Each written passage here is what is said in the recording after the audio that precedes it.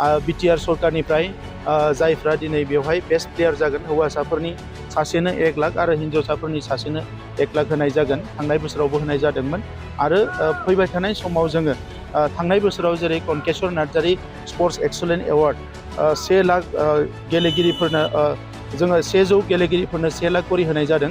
देग्लाय बोसोरनिफ्राय जों नाजाबाय थादों जे नेक्स्ट फाइनान्सियेल इयारनिफ्राय बेस्ट स्पर्ट्समेनफोरनो जोङो एफा फरायसाफोरनो स्कलारशिप होनो थाखाय मोनसे पलिसि जों लानो थाखाय सिन्था खालामनाय जादों।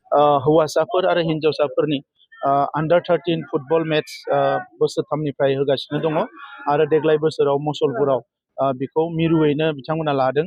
आं नुदों जे जोबोद मोजां मोनसे हाबाफारि बड'फानि मुङाव जे सास्टेनेबल साइन्सनि मिशन एबसुआ लादों बेनिनो मोनसे पार्ट हिसाबै बे मोनसे स्पर्ट्सनि इभेन्ट्सखौ बिथांमोना खुंदों।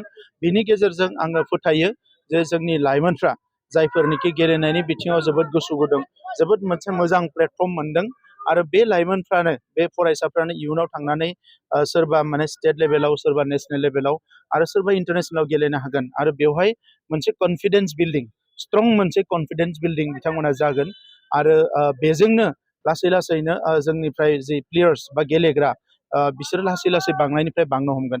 दा बे बिथिंखौ आङो नोजोर होदों।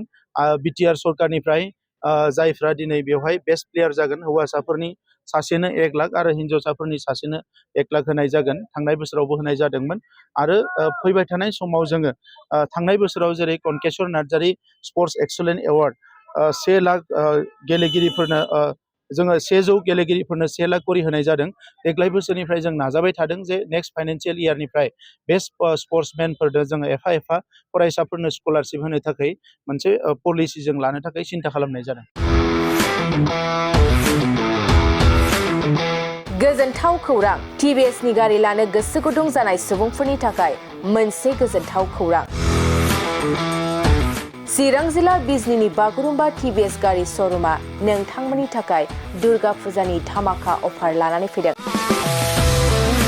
बाइक आरो स्कुटि गारि सालायनो मोजां मोनग्रा रायजो राजाफोरनि थाखाय बागुरुम्बा टिभिएस गारि श'रुमा धामाका अफार होना नोंथांमोननि गेजेराव मोनसे मोजां खाबु होगासिनो दं।